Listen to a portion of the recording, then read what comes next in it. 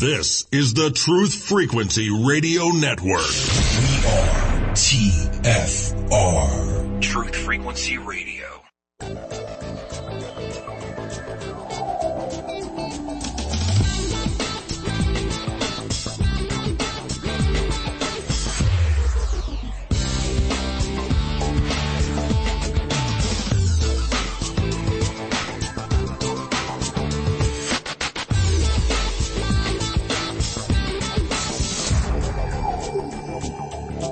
Our eyes and experience tell us the earth is flat and motionless, and everything in the sky revolves around us. But when we cease to believe our own eyes and experience, we have to prostrate ourselves at the feet of these very pseudoscientists who are blinding us, treat them as experts, astronomical priests who have special knowledge only they can access, like the Hubble telescope. So by brainwashing us of something so gigantic and fundamental, it actually makes every other kind of lesser indoctrination a piece of cake. Earth being the flat, fixed center of the universe around which everything in the heavens revolves gives a special importance and significance not only to Earth, but to us humans, the most intelligent among the intelligent designers' designs. By turning Earth into a spinning ball thrown around the sun and shot through infinite space from a godless Big Bang, they turn humanity into a random, meaningless, purposeless accident of a blind, dumb universe. So it's like trauma-based mind control, beating the divinity out of us with their mental manipulations. Humans, for the most part, don't have a clue. They don't want one or need one either. They're happy. They think they have a good bead on things. But why the big secret? People are smart. They can handle it. A person is smart. People are dumb, panicky, dangerous animals, and you know it. 1,500 years ago, everybody knew the Earth was the center of the universe. 500 years ago, everybody knew the Earth was flat, and 15 minutes ago, you knew that people were alone on this planet. Imagine what you'll know tomorrow. I've been a participant in some of the most insidious lies and witness to deeds that no crazed man can imagine. I spent years watching you from my lofty position to know that you were the one I could trust.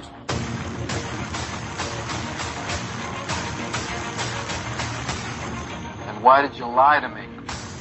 There still exist some secrets which should remain secret. Truths that people are just not ready to know. Who are you to decide that? The world's reaction to such knowledge would be far too dangerous. Dangerous? You mean in the sense of outrage? Like the reaction to the Kennedy assassination, or MIAs, or radiation experiments on terminal patients. Watergate, Iran-Contra, Roswell, the Tuskegee experiments. Where will it end? You want answers? I think I'm entitled. You want answers? I want the truth! You can't handle the truth! Get out! Or what? You'll kill me? Always remember, dissension's the greatest form of patriotism. The very word secrecy is repugnant in a free and open society. And we are, as a people, inherently and historically opposed to secret societies. We have before us the opportunity to forge a new world order. Yes, we can. If you say. Let us never tolerate outrageous conspiracy theories. The lies most convincingly hidden between two truths. I guess it won't end. No! I don't have time for this. This is about saving the future of humanity. We know things are bad, worse than bad. We know the air is unfit to breathe and our food is unfit to eat. I don't want you to protest. I don't want you to write to your congressman because I wouldn't know what to tell you to write. I don't know what to do about the depression and the inflation and the crying in the street. All I know is that first, you've got to get mad. The line must be drawn here. This far, no farther. I want you to get out right now. Go to your windows, open them, and stick your head out and yell, I'm a human being. My life has value, and I won't tolerate this anymore. You shall not pass! You're listening to the Revolutionary Radio Project with your host, Rob Skiba.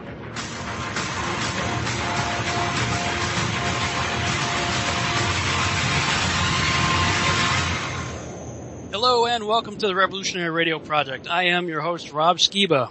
And those of you who have been listening to this show for a while now, you know that whenever I play that intro, I'm going to be talking about some sort of conspiracy, right?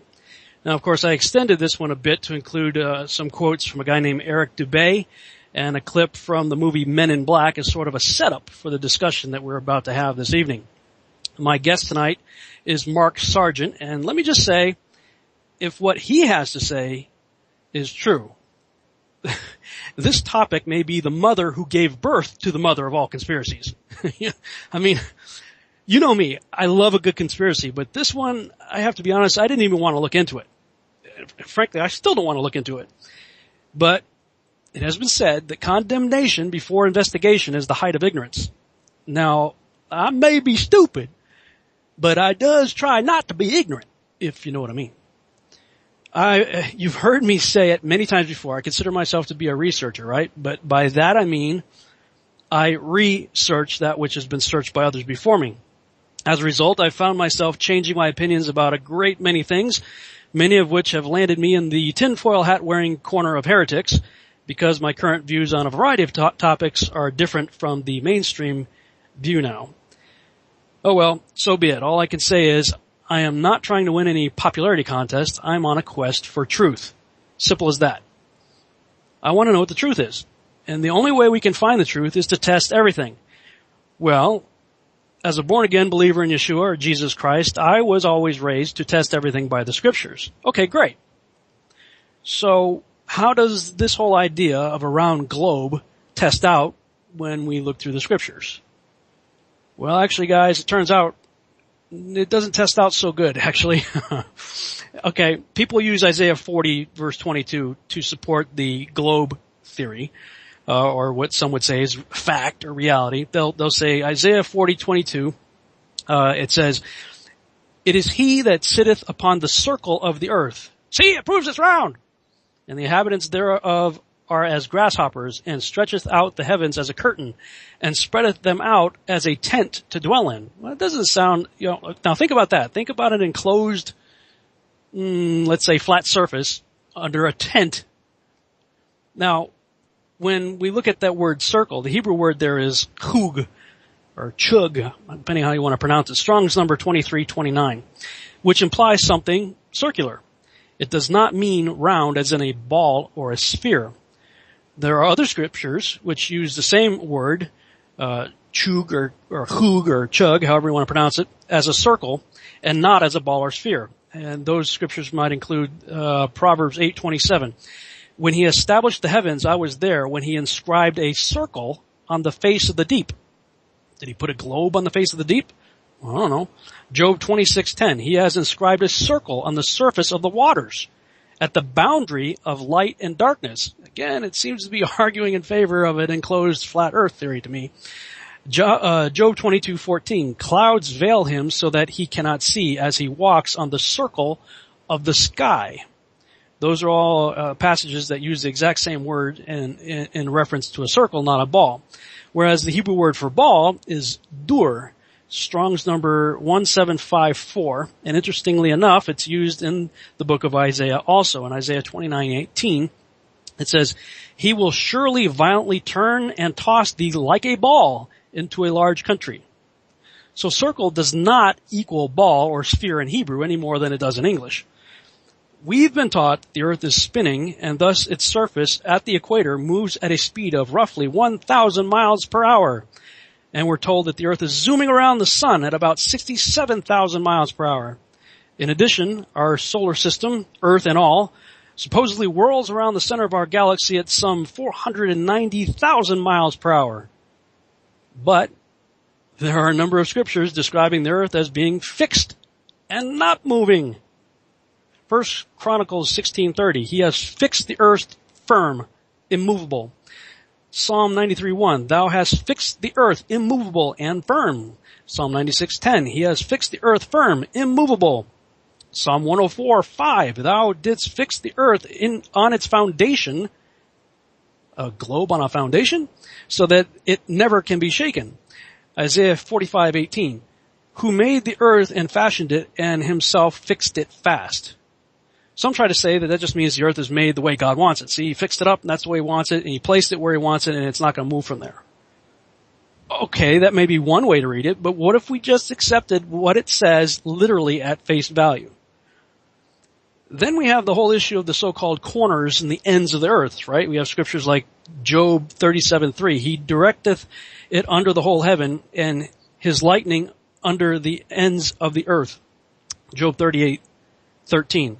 That it might take hold of the ends of the earth, that the wicked might be shaken out of it. Isaiah 11:12. And he shall set up an ensign for the nations, and shall assemble the outcasts of Israel, and gather together the dispersed of Judah from the four corners of the earth. Isaiah 43:6. I'll say to the north, give them up, and to the south, don't keep them back. Bring my sons from far away, and my daughters from the ends of the earth. Matthew 24:31. And he shall send his angels with a great sound of a trumpet, and they shall gather together his elect from the four winds, from one end of heaven to the other. Revelation 7:1. And after these things I saw four angels standing on the four corners of the earth, holding the four winds of the earth, that the winds should not blow on the earth, nor on the sea, nor on any tree. Revelation 28. He will go out to deceive Gog and Magog, the nations at the four corners of the earth, and gather them for war. They are as numerous as the sands of the seashore. And whether or not you consider it to be scripture, if you at least accept that the book of Enoch has some measure of credibility, well, then you're going to see this concept described in even more detail. As many of you know, I published a book called Genesis and the Synchronized Biblically Endorsed Extra-Biblical Texts a couple of years ago. It, of course, includes the entire book of First Enoch. And in the introduction of this big volume, I wrote that I was gonna create a sort of a standalone version of the Book of Enoch. Just put out an edition just of the Book of Enoch with notes and commentary. Well, as I began working on that, I found that from about chapter 17 forward or so, you find some really interesting descriptions of heaven and earth, which, well, they sound a whole lot like a flat/enclosed earth model. Let's go to 1 Enoch 18. I saw the treasures of all the winds. I saw how he had furnished them with the whole creation and the firm foundations of the earth. And I saw the cornerstone of the earth. I saw the four winds which bear the earth and the firmament of the heavens. And I saw how the winds stretch out the vaults of heaven and have their station between heaven and earth. These are the pillars of heaven. I saw the winds of heaven which turn and bring the circumference of the sun and all the stars to their setting. I saw the winds on the earth carrying the clouds. I saw the paths of the angels. I saw at the end of the earth the firmament of the heaven above. And I proceeded, and I saw a place which burns day and night, where there are 7 mountains of magnificent stones, 3 toward the east and 3 towards the south. And as for those towards the east, one was of colored stone, and one of and one of pearl, and one of jacinth, and those towards the south of red stone. But the middle one reached to heaven like the throne of God of alabaster, and the summit of the throne was of sapphire. And I saw a flaming fire, and beyond these mountains is a region, the end of the great earth. There the heavens were completed. And I saw a deep abyss with columns of heavenly fire, and among them I saw columns of fire fall, which were beyond measure alike towards the height and towards the depth. And beyond that abyss I saw a place which had no firmament of the heaven above, and no firmly founded earth beneath it. There was no water upon it, and no birds, but it was a waste and horrible place. 1 Enoch 21 verses 1 and 2. And I proceeded to where things were chaotic, and I saw there something horrible. I saw neither a heaven above nor a firmly founded earth, but a place chaotic and horrible.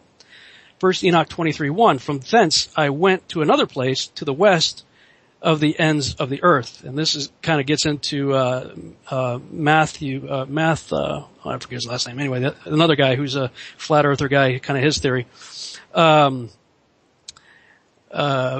Enoch 33, beginning in verse 1. And from thence I went to the ends of the earth, and saw there great beasts, and each differed from the other. And I saw birds also differing in appearance and beauty and voice, and one differing from the other.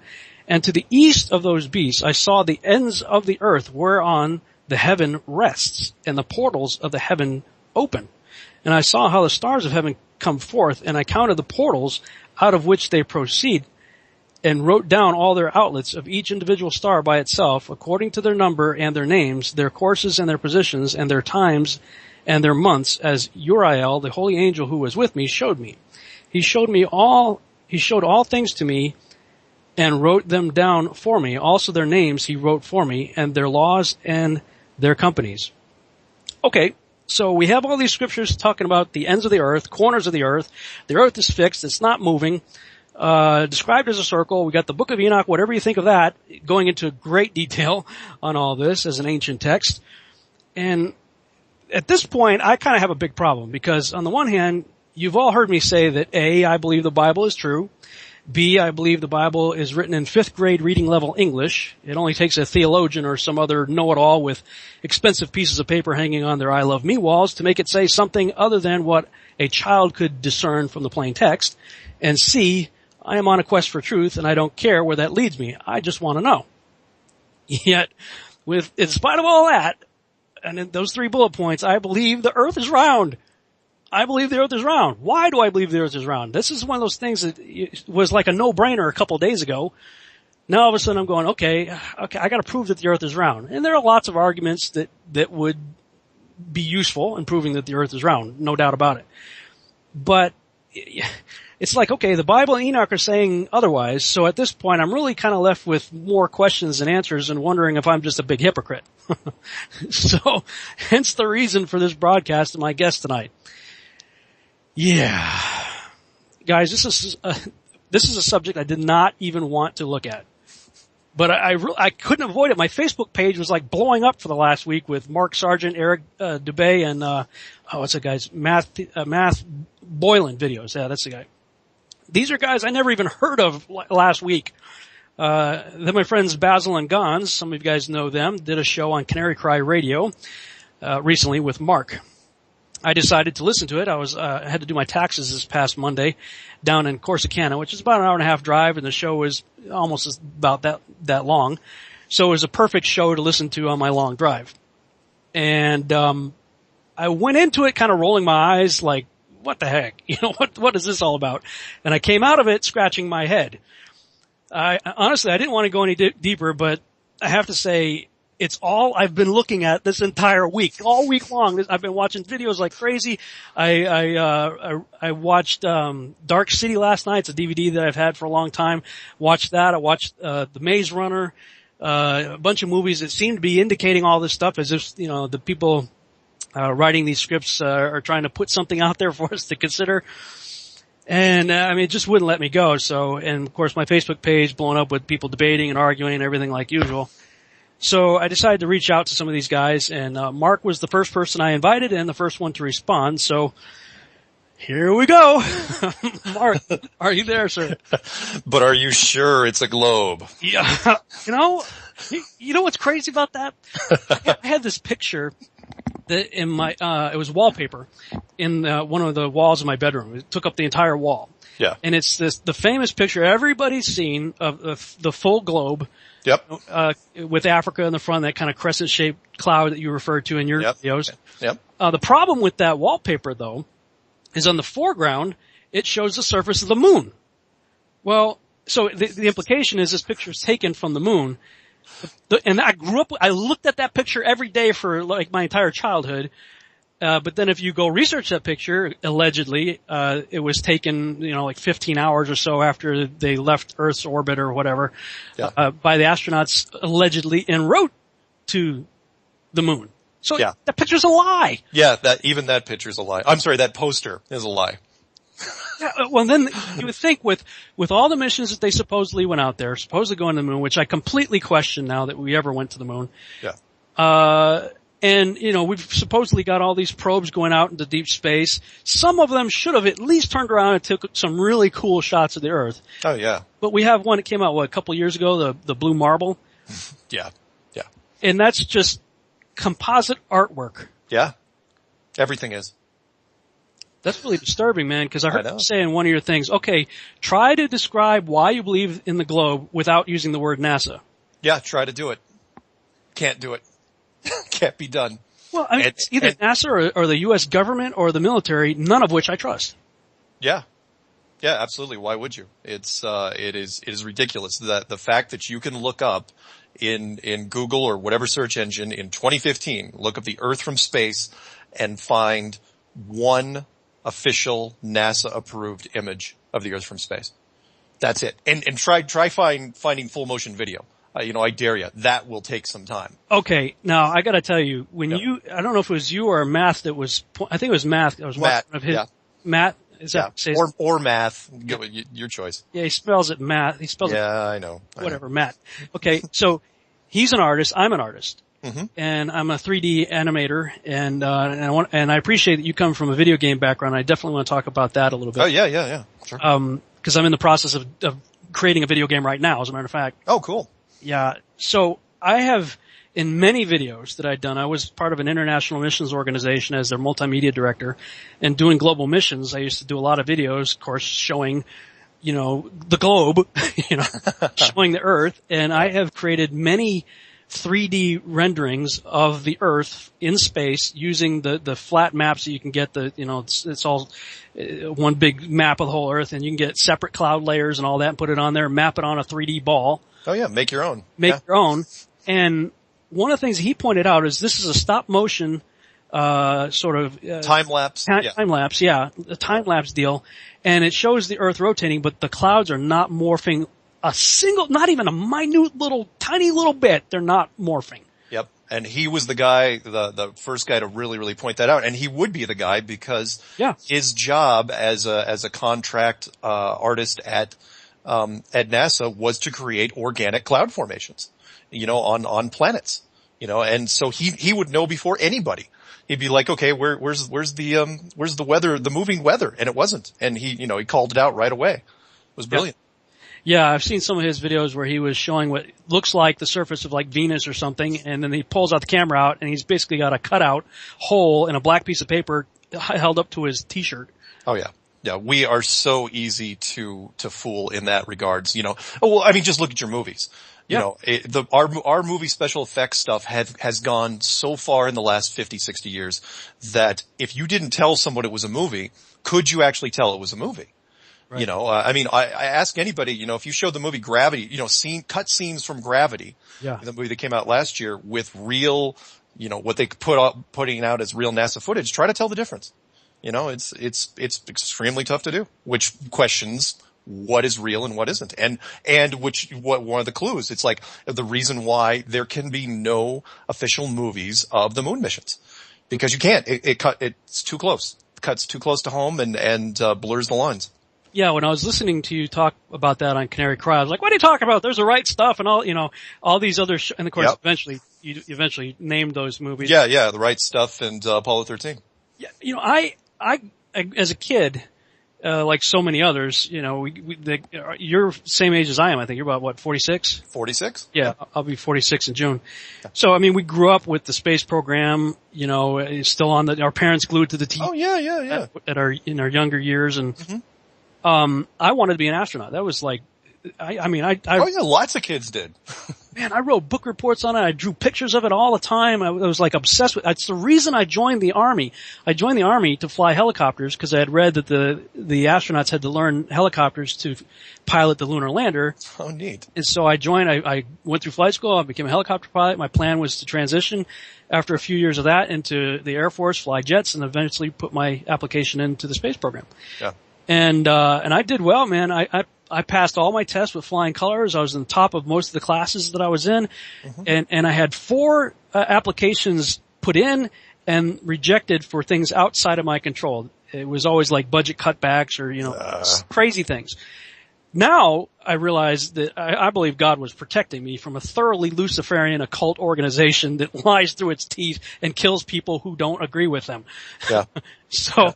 Yeah. You would have been one of those people that had to sign the non-disclosure agreement and had to live with it and try to go to sleep every night. Or been a Gus Grissom going up in a bar. Well, yeah, or been a critic and ended up like Gus Grissom. Yeah. Yeah. So, yeah, okay, I'm going into this broadcast saying I still believe in the globe and around Earth because quite frankly, it's absolutely insane to say otherwise. It is. It's ludicrous. So why are we having this conversation? You're asking me? Well, okay. I mean, I don't want to go over too much of the same ground that you've done on so many other shows that I've already asked my audience to watch. Okay. But, kind of in a nutshell, what was it that, well, let me just put it this way. I think it's clue number 2. You were talking about the Admiral Beard, bird. How do you say beard? Bird. Yeah, bird is the word. Yeah, bird is the word, BYRD. Deal from 1926 to, 59? 57 is when he died. Okay, 57. You said that was sort of the turning point for you, so why don't we go down that path? Yeah. When I was looking at this, again, the last thing I ever thought I'd be doing is, trying to take point on the flat earth, or I'm sorry, enclosed world, movement in 2015, because a year ago I would have laughed you out of the room. I absolutely would have. But when I was looking at, and I just kind of stumbled across it, I was looking at explorers that were doing Antarctic expeditions, and I stumbled across BYRD. Now, everybody knows, if you're a conspiracy guy, because, lots of people stumble across the hollow earth theory. Yeah. And he is really the guy when it comes to hollow earth theory, because, he flew his plane. He was the first one, that went, to the North Pole in 1926. And if you believe his, the hidden journals and the hidden stories, was that he found an entrance into a big cavern inside the North Pole that led into like a journey to the center of the earth type scenario where, it was a tropical environment and giants and a whole race, a whole new civilization. All right, hold that thought. We're already going to break. We'll come back okay. and pick it up from Hollow Earth.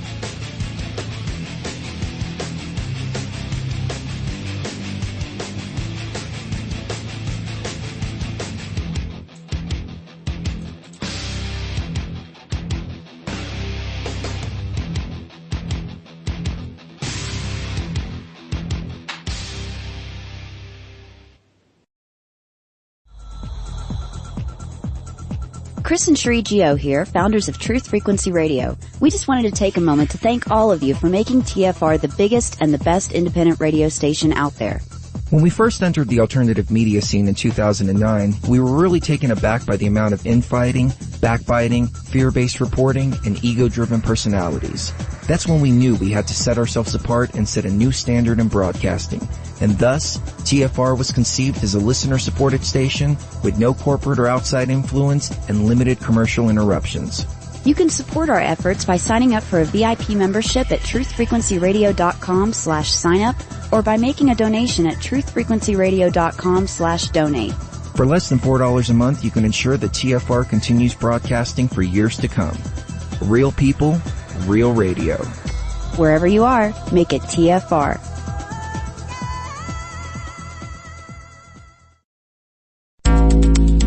Big business has discovered the preparedness market, and that makes it difficult to know where to go and who to trust. MyPatriotSupply.com is owned and operated by patriots just like you. Has the best prices on storable food, non-GMO seeds, water filtration devices, home canning equipment, survival and self-reliance books, and more. MyPatriotSupply.com has old-fashioned values and the absolute best customer service in the industry. Look for the deal of the day. Unique, affordable survival supplies that fit anyone's budget. Get same-day shipping on all orders and free shipping on orders over $49.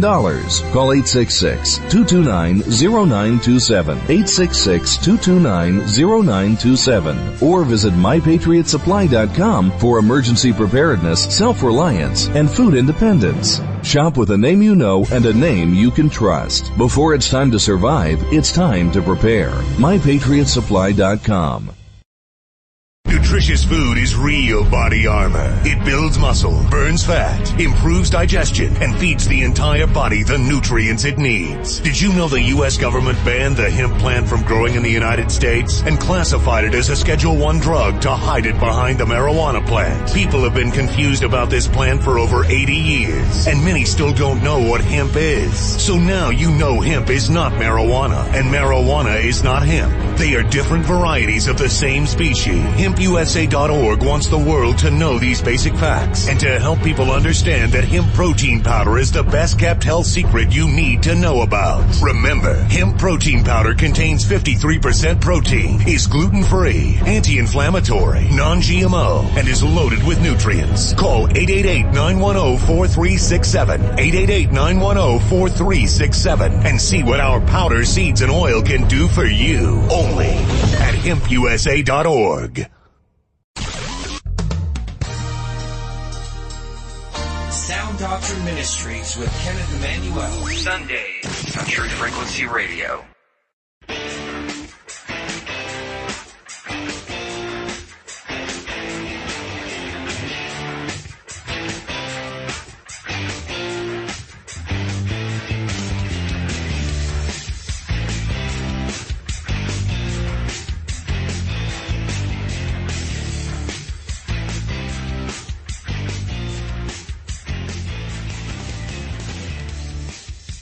And we're back on the Revolutionary Radio Project. I am your host, Rob Skiba, and tonight we're talking with Mark Sargent about, I can't even believe I'm about to say this, flat/enclosed Earth.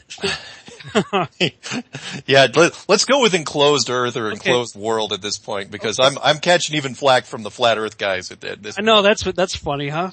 Yeah. Well, because in truth, and let's be clear here, I am not a true, pure, in the sense, flat earther. I do not believe it's as flat as a table, and I have some disagreements about, how the moon is represented and gravity and stuff like that.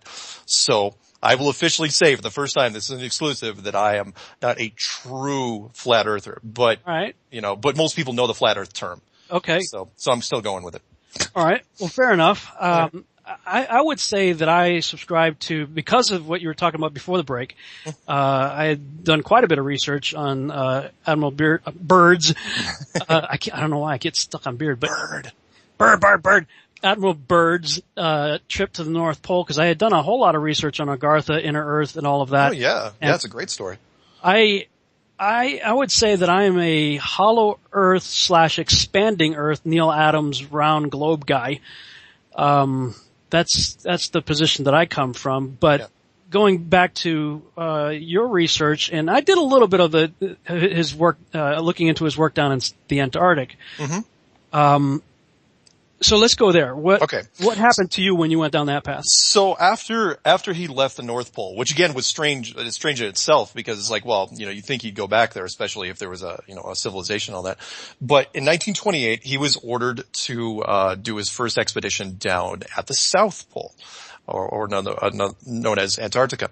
And from 1928 to about 1954, he did a series of 4 expeditions, and they were very big. And this includes Operation High Jump. And I don't know if you want to backtrack and talk about High Jump later, you can. But after 1954, he would do these explorations and looking for something. We don't know what he was looking for, but he was looking for it for 30 years.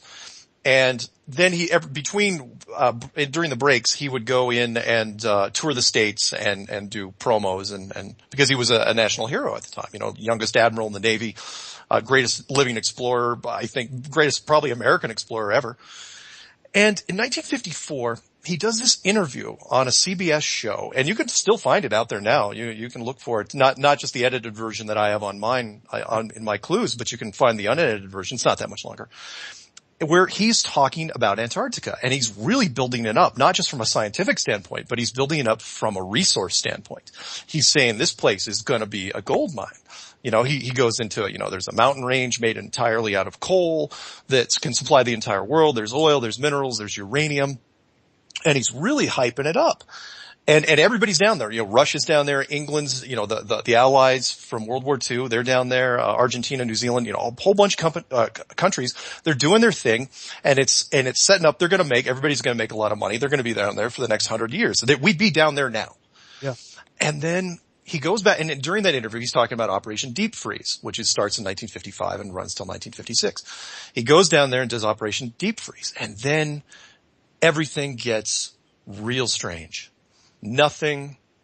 Every country in the world acts differently after that. And I can't stress this enough, how weird it got after 1956. 1957, Russia and America just immediately start up their rocket program. Everybody leaves the ice in 1956. All the countries leave it. Russia and America start their rocket program in 1957. 1958, they start putting atomic weapons on the top of these rockets and start firing them straight up. And you can, look this up in Wiki, and I know we'll probably go over it a little bit later. We'll just look up high altitude nuclear testing. And they fire rockets up. 1958, they form NASA. 1959 is the weirdest year ever because simultaneously NASA says that the Van Allen radiation belts are up above and they're super dangerous and nobody should ever go near them. And at the same time, they seal off Antarctica from everybody permanently. All the countries, a treaty is put in place in 1959. It is still in place today. It is not even negotiable until the year 2041. And it stops everybody from doing anything. No corporation, no matter how powerful, no oil, no mineral, no gas, nobody can go there and do anything from any country in the world. And this goes against, forget about capitalism. This goes against greed and everything that we are known for. And it's just, I'm looking at this going, how does this even happen? Are you kidding? The oil companies can do anything they want, and yet they cannot petition to go there. There's no animal life, there's no plant life, there's no indigenous population, there's no ruins to stomp, to knock over. There's supposedly nothing there that they can hurt, unless you count the penguins, and I don't. And yet, they seal everything off, and it just got weirder from there. It was, but yeah, that was my turning point. When I saw that, I was going, okay, there's something, what is so big that not only can you not come up with a cover story for it, but it's bigger than money. What is bigger than money? Sealing off Area 51, that was a cakewalk by comparison. You just, put up a whole bunch of signs and you buy real estate around it. But down there, you're sealing off an entire continent, millions of square miles. And you put a multinational navy in front of it, and, you put these big zones. The oil companies can't even come within 200 miles of the coastline. How does this happen? And, so that was, for me, that was my point of no return. That's when I knew that I had to keep exploring this, and, I was going to find some crazy stuff. Yeah. He came back from Antarctica, and he makes a strange statement about wars that will be fought in ships that can traverse the poles and everything. Yeah. Really fast and the whole deal. And Project Blue Book is opened up in 1952. Okay. And it was part of a series of systematic studies about UFOs conducted by the United States and the Air Force. And the first of two projects, Sign and Grudge, I think were the other two. Okay. And so he's talking, and all of a sudden when they start up the nuclear program, you get all these, like you said, they're shooting stuff straight up in the sky. And one of the packages was called Operation Fishbowl, which I love. Oh man. Well, yeah. You're right, because right before that, if you back up a little bit, and with was Operation High Jump. Yep. That the belief was the Nazis took off for Antarctica, and so they were going to go down there and find them, and so they sent all these battleships and all this military equipment down there to go find stuff. Yep. Then he comes back with this report, and then in 1952, you got Project Blue Book starts up, and also from July 12th through I think it was about the July 29th, 1952, there's a rash of UFO sightings over the skies of our nation's capital. It's a lot of weird stuff started going on there. Oh yeah. Then this book, have you ever heard of the Urantia book? I have not. This is like a 2,000 page thick book, called the Urantia book. It shows up in Chicago somewhere between 1924 and 1955. Interestingly enough, about the same time BYRD is doing all the stuff that he's doing. Well, the authorship of this book, to this day, remains unverified. No, it's published by the Urantia Foundation, but the authors of the book claim to be basically angels. So what do you do with that? I mean, whoever it was. Yeah. I would say it's one of the most dangerous books on the planet. It's a very in-depth book. It claims to try to fill in the gaps and correct mistakes in the Bible. So right off the bat, my radar's going off on that. Sure. So you got all that going on, but when you have Wernher von Braun going down to Antarctica as a space program is created as a result of Project Paperclip, all these Nazis create this our space program.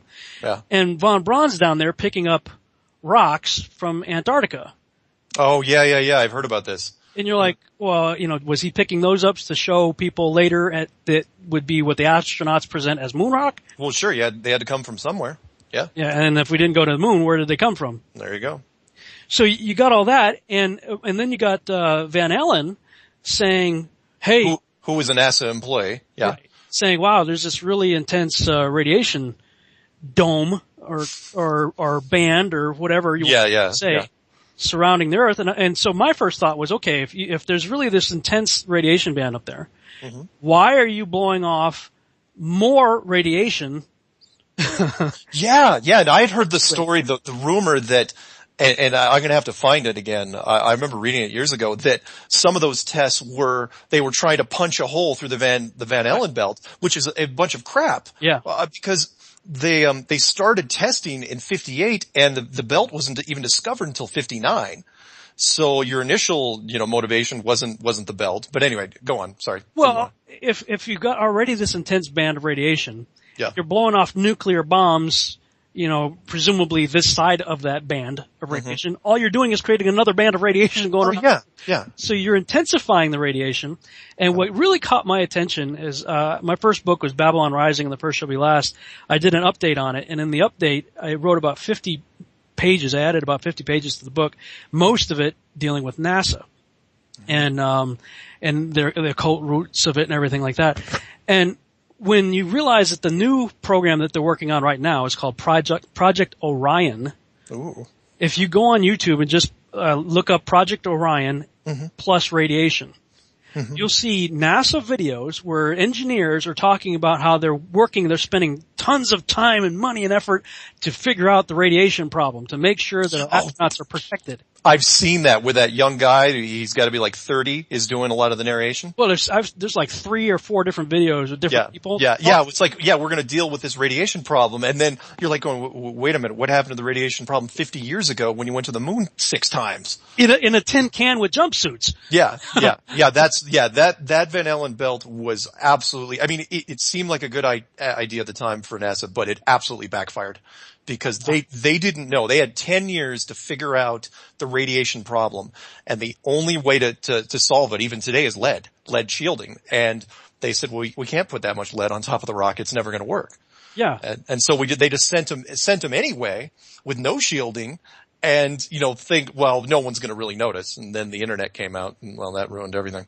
Well, yeah. I mean, you look and supposedly it was no big deal. I mean, I've seen videos where people have asked the astronauts, what about did you experience anything weird or anything going through the radiation belts? And the astronauts act like they don't even know what you're talking about. Yeah. And you're like, really? And now all of this effort is being put into shielding the Orion capsule and everything from all the intense radiation that was no problem, 50 years ago. Yeah. And to your point, I mean, not only did they, because this is a round trip to the moon and back. You don't have to go once through the Van Allen belt. You go twice. Not only did nobody die from radiation poisoning, nobody got radiation sickness. Or cancer. No long-term effects. And the capsules should have been completely contaminated by that point. And yet, they're sitting down in the Air and Space Museum. There isn't a trace of anything. Yeah. On them. Absolutely. So ridiculous. When, I was already tracking down all of that research when I was doing my book, but when I heard you talking about from a video game perspective, and this is where I want you to talk about, okay, if you're creating an enclosed world, video game, what would you do so that the inhabitants of your fake world wouldn't realize that it's an enclosed? Well, that's the interesting part, because when I initially started building it, I was going, okay, how, if I run into something that doesn't jive, I'm not gonna keep going. Like with weather systems or with, underwater conveyor systems or magma systems. And everything was working out. And then I was going, okay, let's, hypothetically, let's say we are in a giant Truman Show environment, thousands of miles wide and at least hundreds of miles high. How would you hide this? And from a game standpoint, we're doing this now. In games, look at Warcraft for a perfect example. I won't get into it too much, but I'll give you from the enclosed world standpoint what you would do. First thing you would do is you would decrease temperature going to the outer edge, and you decrease it fairly quickly, and then it would take a big nosedive to the point where salt water would freeze, which is about 15 degrees, and icebergs start forming. And then if you still made it past that, you've got, the coastline of Antarctica, which is completely barren, and it slopes up 2 miles almost straight up and then plateaus out to where now not only do you have, sub-freezing temperatures, but you're talking about altitude sickness.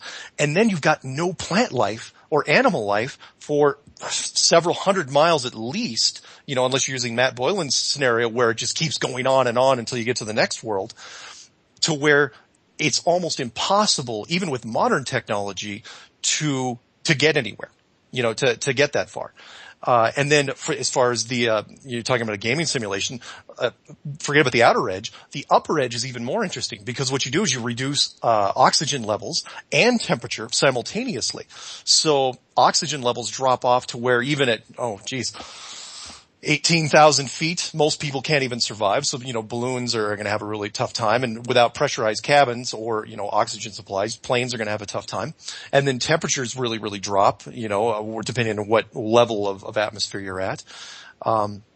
Between those two natural systems, that takes care of 99% of the people because it gives people the illusion of choice, especially if you're out in the boats on the outer edge. Because you remember the old explorers, you'd be out in a boat and the temperature get worse and worse, get colder and colder and the winds and the storms. And then you'd see icebergs and it's like, we're turning back. So the illusion of choice would be yours. So those are the two biggest broad strokes in designing something like this. And they work. They work very, very efficiently. Yeah, so like I mentioned earlier, I watched the movie Dark City. Yeah. Last night, which is great movie. I won't go there, but that movie freaked me out so bad. When it first came out back in the 90s, the floating derby hat guys just really kind of freaked me out. But I watched it again last night with this whole flat Earth thing in mind, and of course you see the way the movie ends and everything. You're like, okay, and Shell Beach. Yeah, Shell Beach. the whole deal. And I picked up on that right away when I saw your clue there, Shell Beach. Yeah, that was my little inside joke. Yeah, for the nerds like me that out there. Okay, so if you think of it that way, I'm going to go ahead and entertain the idea that we're in an enclosed world. Mm-hmm. Well, that in the Hollow Earth doesn't really affect that. Nope. Either. I mean, you could still for a Hollow Earth. Absolutely, you can have a Hollow Earth in my model. Absolutely, you can. Yeah, and so if that's what you're going to do, everybody, you say flat Earth, and everybody imagines ships going off a cliff, in a waterfall, and all the oceans draining, mm-hmm. which is nonsense. If as the Bible says in Isaiah that it's a circle, yep, but you've got a 2 mile high wall of ice surrounding the entire outer edge of the circle. Mm-hmm. Well, it keeps everything in just fine. Oh yeah. And then if you have some sort of canopy dome or whatever and again, go to the creation account, separates the waters from the waters and puts a rakia, a firmament mm-hmm. in the midst, to separate that.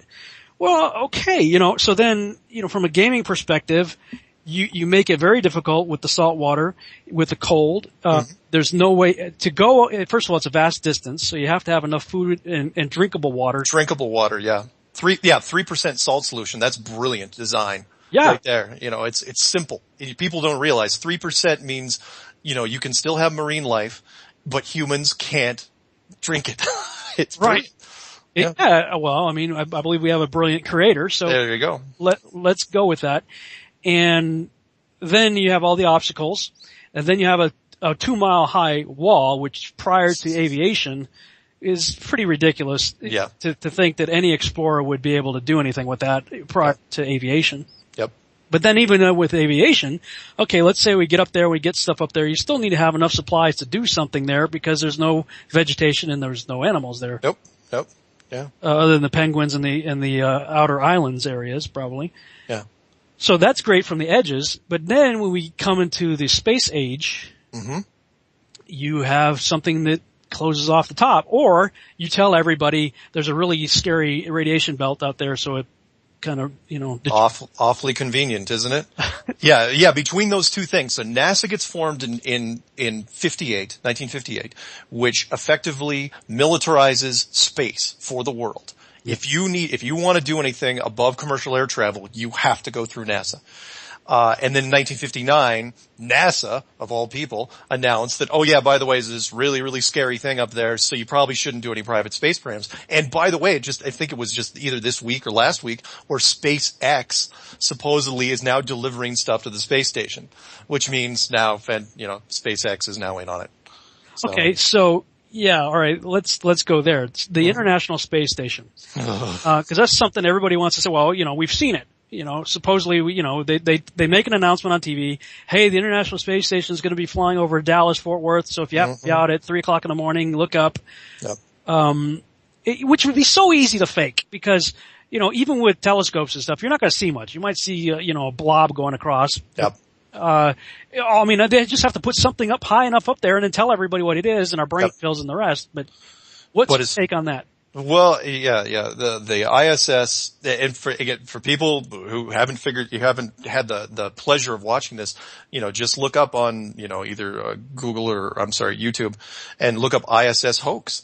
And you'll see that the question I have is, if the ISS is really up there, then why are you faking all the interior shots? Because the interior shots are embarrassingly bad, and I hope that NASA is listening to this. Oh, it's so bad. I mean, it's like they're awful. Dude, George Clooney, and Sandra Bullock.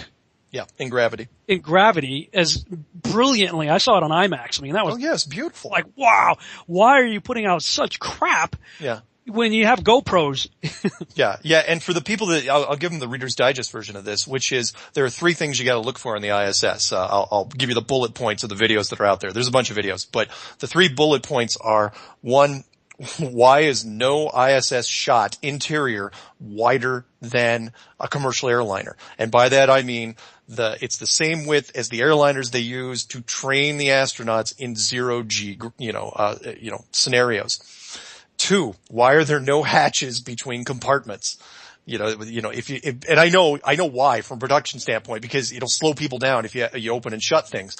But in a real world situation, it's like a submarine. You can't have everything wide open, because if you get any sort of hole, any sort of puncture, that space station is gone, and they're all wearing khakis and polo shirts in there. They're done. And third, of course, is, the one that everyone has caught, and that is, the permed hair. It was horrible. They permed the women's hair so that if there was any sort of shift in gravity, and there shouldn't be on the ISS if it's real, but it would be on a flight simulator because you can't determine turbulence. We can't see it even with our current technology. A woman's head would trail, her hair would trail behind her. Yeah. So their answer was, instead of putting a hat, instead of cutting their hair, instead of pulling their hair back, to put enough hairspray in it that it was probably, if there was a match anywhere, her hair would just burst into flames. It was just horribly embarrassing. I honestly, that was the worst option they could have chosen. And it was embarrassing enough that the brunette woman who was accused of being Medusa, she cut her hair, I think, 6-7 weeks ago. And so now she's got really, really short hair. It's like, well, about time. Yeah, well, if you look at people actually doing maneuvers or whatnot in the Vomit Comet, the Zero-G plane, you're right. I mean, there's plenty of footage of women who have long hair, and it's almost like they're underwater. Exactly like they're underwater. Yeah, the hair trails and everything. But I did see that video you're talking about, the ISS, and it shows them supposedly in the ISS, and it looks like they just got hit by a meteor or something. Yeah. Everything jumps to the side. You're like, what? Yeah, it's this sudden jolt, and they have to cover for it. And it's like, really? This is what it's come to? That's the best take? You think that, they have to do this multiple times. And, the director absolutely should not be doing anything. He should be, doing straight to video work in Hollywood at this point. Yeah. Well, I mean, he's not even good enough to do that. I mean, I don't. Get a job in Hollywood. Okay, so personally, I think the Apollo missions are a load of crap. Absolutely. I don't buy them for a minute. Nope. And I question the other ones now too, because and it's a big if for me, if we are in an enclosed system, then it's hard to believe that they ever did anything up there with the docking maneuvers and everything they supposedly did with the Gemini program. Oh yeah. And Mercury supposedly. First of all, the fact that all of their missions are named after the Nephilim in the fallen ones. Yep. That's a big thing. And they're all Freemasons. or most of them are. And so, I mean, right there, every red flag I have is going off. So. Oh, yeah. The Apollo missions, and I won't take too much from the Apollo missions because, they've been blown so full of holes at this point that it'd be redundant. But it did answer a question for me, because when I was looking at the initial Apollo stuff and some of the Skylab and stuff like that, I kept bugging me. I was like, why? What would be the motivation? And then as I was going into the enclosed world system, it hit me, and I was like, because I was asking the wrong question. And in fact, it wasn't even a question. It wasn't that they wanted to fake it. They had to fake it. Right. Because they couldn't do it. And so everything had to be faked. And unfortunately, it's spiderwebbed, because once you start doing that, anything that technology, because it advances and, we get better and better stuff, you have to keep faking it. And it just gets worse and worse. And the old story, why we haven't gone back to the moon since 72, there's only so long they can keep that thing going. Yeah. To the point now where they're not even talking about the moon. They're saying, oh no, we're going to go to Mars in like 2024, which is never going to happen. You can't fake that either, because the internet hive mind has gotten so much better at spotting stuff.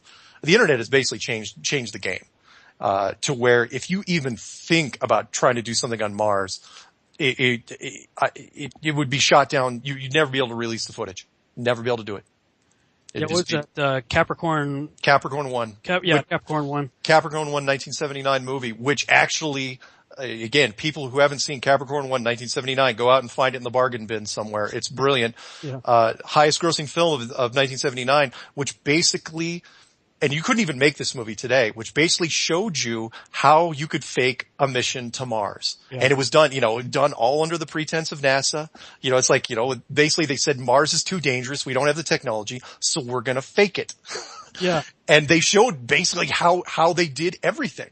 But and exposing the moon mission at the same exposing the moon mission, and it was done. And notice that wasn't I said independent film, because none of the major studios picked it up, and it was just this independent CBS studio executive who happened to be part of the team, part of the crew for his local region that rebroadcast the moon stuff in 1972. And he was so disgusted with the production value, not that he believed that Apollo was faked, but he thought the broadcast was so horrible that he said, I'll just do my own. Nice. Well, we'll talk about that when we come back from the break.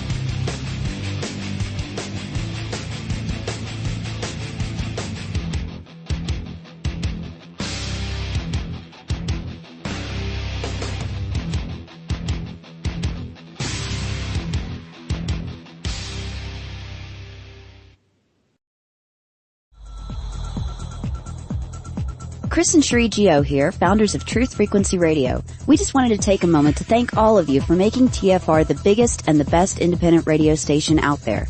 When we first entered the alternative media scene in 2009, we were really taken aback by the amount of infighting, backbiting, fear-based reporting, and ego-driven personalities. That's when we knew we had to set ourselves apart and set a new standard in broadcasting. And thus, TFR was conceived as a listener-supported station with no corporate or outside influence and limited commercial interruptions. You can support our efforts by signing up for a VIP membership at truthfrequencyradio.com/signup or by making a donation at truthfrequencyradio.com/donate. For less than $4 a month, you can ensure that TFR continues broadcasting for years to come. Real people, real radio. Wherever you are, make it TFR.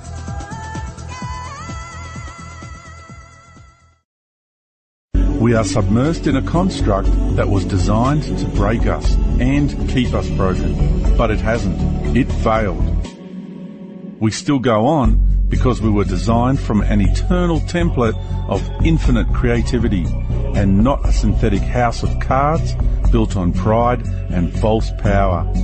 Breaking free from the programs and paradigms that hold us down takes courage, endurance, tenacity, and trust. The reason it is so hard is because to be a free and sovereign being, we have to smash every lie, even if it hurts. It is good to be reminded of how resilient, unbreakable, magnificent, and powerful we truly are.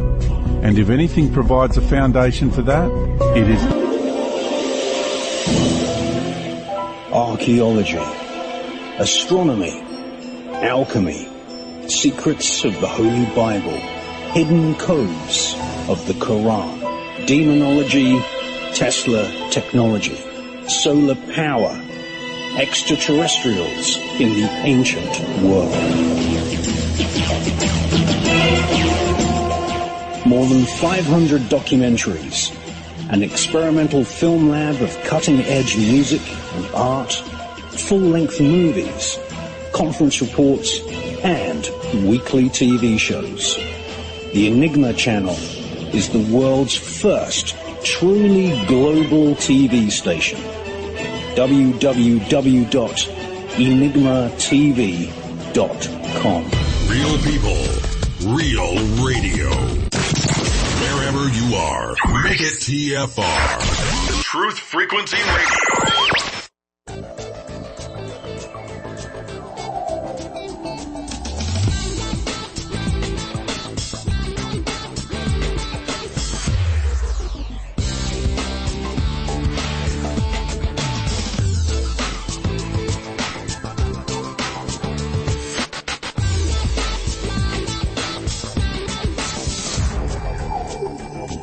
We're back to the second hour of the Revolutionary Radio Project. I am your host, Rob Skiba, and tonight we're talking with Mark Sargent about the enclosed Earth model.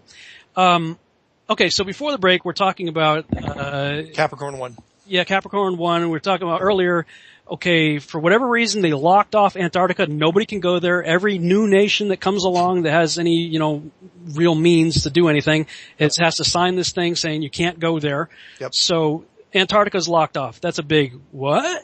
Yeah, big. Then you have NASA, and there's absolutely no way we can trust anything to do with this Luciferian occult, Nazi Freemason organization. The ISS is just as big a fraud as the Apollo program. Yep. What about satellites? At this point, I can't trust anything above spy planes. How can I? If Apollo is almost cartoonish now, and the ISS is just, putting out horrible footage, then how can anything be trusted above spy planes? I mean, yeah, there's stuff flying up there, no question. Do I know exactly what they are and what technology they're using? No, I don't. There are people in the communications sector who would swear up and down based on their jobs and the things that they do that, there are satellites up there, we're in communication with them all the time with our various, be it cable, or not cable TV, but, satellite TV or what have you that's based on, allegedly based on, satellite technology. Sure. I mean, To that I would answer though, I would take it the other direction and say, look, there are thousands and thousands of NASA employees, engineers, people that, physicists, people that did the control rooms, people that did nothing but wiring, people that just did nothing but construction. And none of those people were in on the loop. They would all say the same thing. Oh no, we built rockets. Those rockets went nowhere. Yeah. And so it's like, yeah, you can have, telecommunications people. It's like, we satellites. It's like, really? You mean, so like this, the Apollo rockets, where did those go? The space shuttles, where did those go? These things are taking high arcs and splashing down somewhere or landing somewhere else that, that contrary to what we're being told. That's, okay. Before, I'm a neophyte in all this, so, this is all brand new to me, and I'm like a kid in a candy store going, whoa, what is, I remember, cause, like I said, I wanted to be an astronaut, so I mean, anytime there was something going up, I was watching it. Yeah. On the news or whatever. And I always wondered, okay, if they're just going straight up, why do they seem to always do this arcing thing? And, like the space shuttle especially would do this roll and then go basically horizontal. Yeah. And it's like, okay. And then I saw some of the footage of rockets going straight up and then looking like they hit something. Yeah. In fact, quite a few of the atomic tests that were done at altitude, if you look at, in the wiki listings, there were failures in 1960 and 61. A bunch of failures. And I think they were probing because they shot stuff up there for 4 years straight. And I think they were really, the first ones were megaton hits, but then they lightened the loads and looked like they were really just probing the perimeter. And I think they were doing it for the space program to see the boundaries, basically where they needed to roll over so that they wouldn't crash rockets anymore. Because again, not a coincidence, the same time they stopped atomic testing, at the end of 1962 was the same time they started, firing up the Apollo missions. they started researching and started, work on, the real stuff. So very, very interesting. And of course, at the same time, that Stanley Kubrick started working on 2001: A Space Odyssey, which is a whole nother story. Yeah. And I recommend people look into that. The Kubrick connection to the moon landings. It's a mind bender right there. Yep. But okay, so if we're in an enclosure and we blew up all those nuclear bombs, not just in the atmosphere, but 2,053 nuclear bombs were blown up in 53 years on this planet before they called a ceasefire. This was part of my Archon Invasion Part 2 DVD research I did on that, and that means it's all stuck in this enclosure then, and no wonder we all have cancer. Well, yeah. And I know that there's a lot of debate on whether the footage, is real, and there's quite a few people that have talked about, the validity of atomic weapons. But at the same time, for me, it's like, look, I'm not gonna go down that road right now just because the footage to me doesn't look that bad. The stuff that was done in the early 40s, especially the ship tests, where those big columns of water, it's like, despite what you may think about, uranium and plutonium and what fission is possible and is not possible, there's some serious explosives being used. Oh, no. But to your point, yes, absolutely, there'd be a lot of stuff still in the atmosphere. No question. Well, it would have no place to go if we're in an well, we're under the dome. Yeah, depending on how the ventilation system works, and the jet stream works. Yeah, fair enough. Yeah. Okay, so but here's the other thing. People say, well, I've seen satellites go by. It's like, really? A satellite's the size of a bus. So, when you see an airplane at 35,000 feet, it's a speck to the naked eye. Yeah. And an airplane's a lot bigger than a bus. So yeah. Do you really think you see something that's way higher than that? I think I've mentioned it a couple other things, but I've gone out because somebody mentioned to me, it's like, you want to see some interesting stuff. You want to question satellites, go out with some night vision binoculars in a clear sky and, spend a couple hours. You don't have to spend that long, just looking up at a clear sky. And I've spent the last 3-4 years in Colorado looking up, and I thought they were satellites too. And that was my first comment. It's like, man, there's a lot of satellites up there. I mean, in excess, the sky is just crawling with them.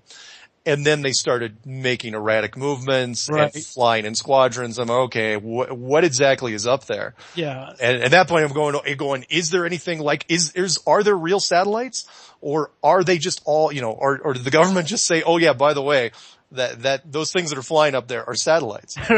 Well, that's okay, let's put the tinfoil hat on and play. Yep, here we go. Here, while we're at it. Sure. Cause there's plenty, Ellie Marzulli's got a whole series out called the Watchers, DVD series. Mm-hmm. And, he's exploring the UFOs and stuff like that. And there's been an increased activity of flying orbs being seen all over the world, Oh yeah. Doing really crazy. I saw one, when was it? It was, about a year ago. And I took pictures of it and everything. I mean, this thing was crazy in broad daylight too. Wow. And it was like a big silver ball just sitting there. I'm like, what is that? And then all of a sudden it started doing really weird stuff. And I watched the thing for at least a good 5, maybe even 10 minutes. I watched this thing do weird stuff.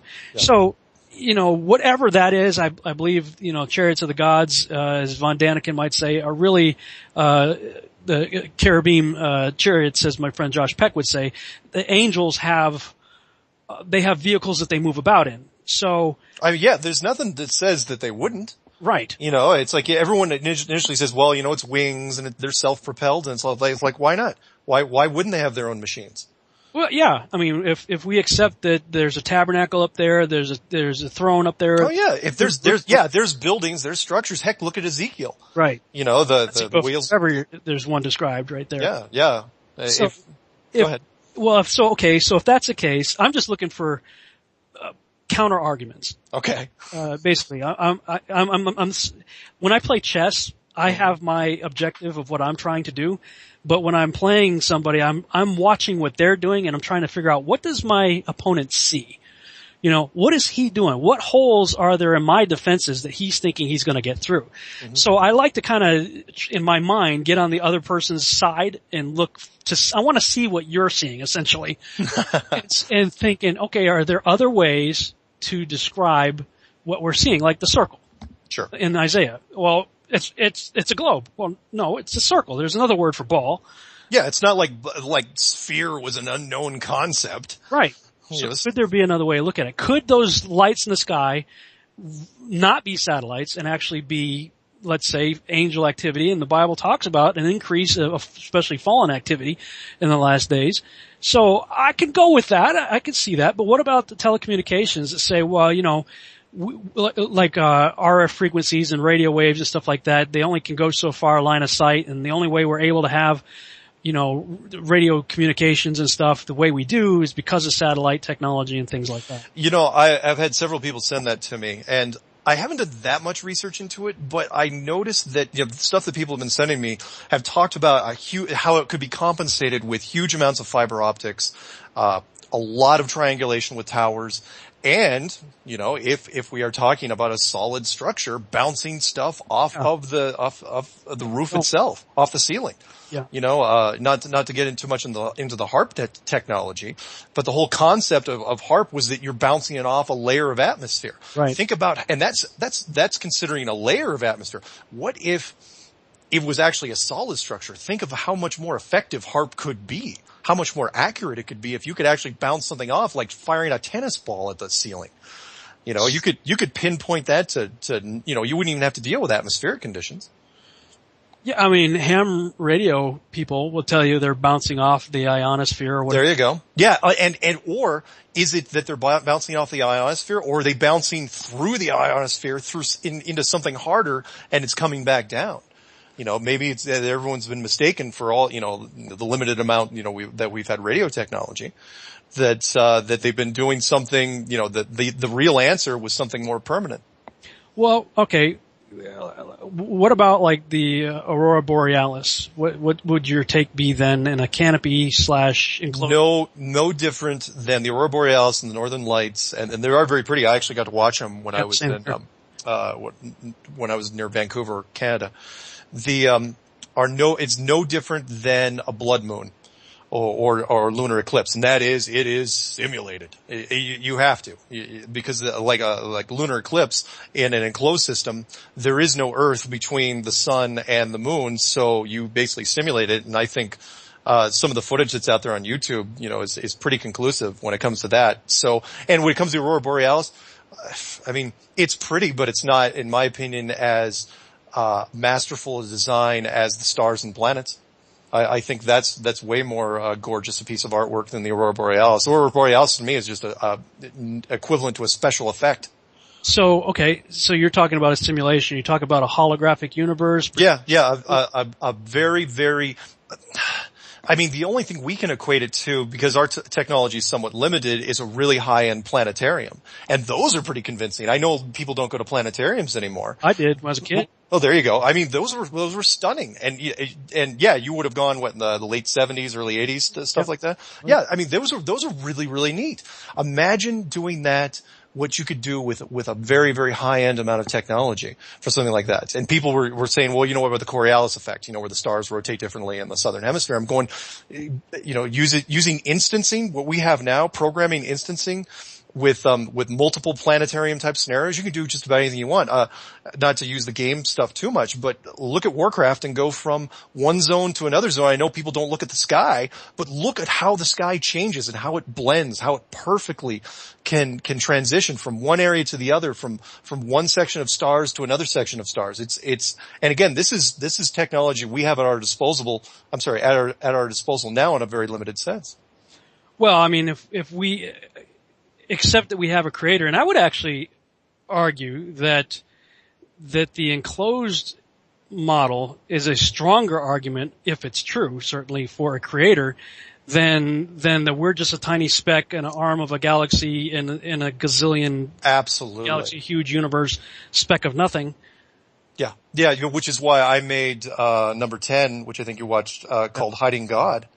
And absolutely it is. And it is one of the reasons why it's hidden and has been hidden so well over the last 50, 60 years. And that is because if you're talking about a structure, if you're talking about the firmament, then you're talking about the handprint of God. And every, there are so many people that would really, really, I think benefit from seeing something like that, or even realizing or getting some confirmation from somebody rather than just, to hide the evidence entirely. Well, you had a really interesting take on the reason the astronauts refused to put their hands on the Bible. Yeah. Talk about that a little bit. That was Souls in the System, number 11, the last clue that I did, which was, I think, 4 weeks ago now. And I just kind of stumbled across it, and that was one of those other things that bugged me, because the astronauts, it was from a 2004 video called Astronauts Gone Wild by a guy who I still don't like very much. I can't remember his name, Strapled or whatever his name was. A very irritating interviewer. And he went up to the astronauts, and he was trying to trip them up. He was basically trying to pretend that it was a legitimate interview, and he was going to try and trip them up on the details, and he came up with this little hook of he was going to make them swear on the Bible, to say that they went to the moon. And you're thinking, okay, that's funny, and all that, but the astronauts wouldn't do it. None of them would do it. And it kept bugging me. I was going, what, are they just strong? I mean, I've met, my family, strong Christian family. So why wouldn't, but I've seen Christians lie under oath. It happens every day. It's called perjury. It happens all the time. Plus, they're not under oath. They're not in a courtroom. So why weren't they lying? And then it kind of hit me. It's like, oh, I get it now. Because it's one thing to lie under oath if you're not sure there's a God. If you're not sure there's a creator. But if you know you're an enclosed system and you have proof, whether you've gotten the file or you've seen it yourself or whatever, you're part of the deception, then you know for sure, and then it becomes much more real. It becomes, the Santa reference. And that is the naughty and nice list doesn't mean anything until you see Santa in your living room. And then it means something. So these guys weren't going to roll the dice. It's like, they knew they probably wouldn't get into trouble, but they weren't absolutely sure, so they wouldn't do it. And it was a fascinating, little take. And so that's where I kind of rolled with it and said, look, this is what would happen to the entire world if they found out there was a creator. And that was, whether or not, we're not talking about an evil, horrible overlord type creator. We're talking just, look, a creator. Somebody's watching. If somebody's watching, are you going to do the things you would normally do? And what I'm talking about is, would you lie to hurt somebody? Would you steal? Would you murder? Would anybody ever murder anybody? Deliberately? Would you do anything? Would you kidnap somebody? None of these things, wars would end, hate crimes would end, all this stuff would end because you would know, that there was a creator. And, for me, that's where it's like, look, this is the only conspiracy you can say this about. Everything else is, kind of a downer. This thing could actually change the world in a positive way. And, that's why I got tingles and I was like, wow, this thing could really, really be something special. Yeah, I mean, that brings up motivation. It's like, okay, why? Well, first of all, I mean, if you don't believe in God, it's just a book. Why? Who cares? Why would I care about putting my hand on the Bible? Mm-hmm. You're not under a court. You're not going to be judged for anything. So, the fact these guys got so belligerent and so angry for even punching the guy. Yeah. They're like, no, why would you be that scared to put your hand on the Bible? And when you said that, I was like, well, that kind of makes sense. But then it brings up, okay, the motivation why they would want to keep this reality a secret. And I think it really comes down to controlling the masses, the way they want to. And when it comes to like we were talking before the break, a tangled web we weave when we start a lie. I was watching an episode of Everybody Loves Raymond the other day. Mm-hmm. And it was a perfect illustration because he was supposed to spend time with his mother, and he wanted to go to the movies instead. So he told a lie to get out of it. But he basically went to the movie with his wife Deborah. But then through the course of the episode, more and more things had to be added to that lie, cover all the various angles and loose ends that were there. And the lie gets so huge by the end of the episode, Yeah. And that's what's happened with the authority, the powers that have covered this thing up, because this thing was never going to be a secret forever. And they knew this. They've had to plug the holes in so many different areas over the last 60 years that especially with the space program, Antarctica, not that much because it's out of sight, out of mind. Most people don't even know that there's nobody down in Antarctica. Right. But the space program definitely, and there's other little things like the Southern Hemisphere plane flights. there's little things, little cracks in the system, but I think at one point they would have had to, because these are some very, very smart guys, at least some of them, not the people that are directing ISS, but the really smart guys have to have a contingency plan. And so, they've got to put this into effect because yes, they do not want the world to become more spiritual. They absolutely don't want to do it. They could probably recover from it eventually, even though NASA would fold and quite a few science organizations would fold. They don't want that to happen. It would be a real wrench in the works.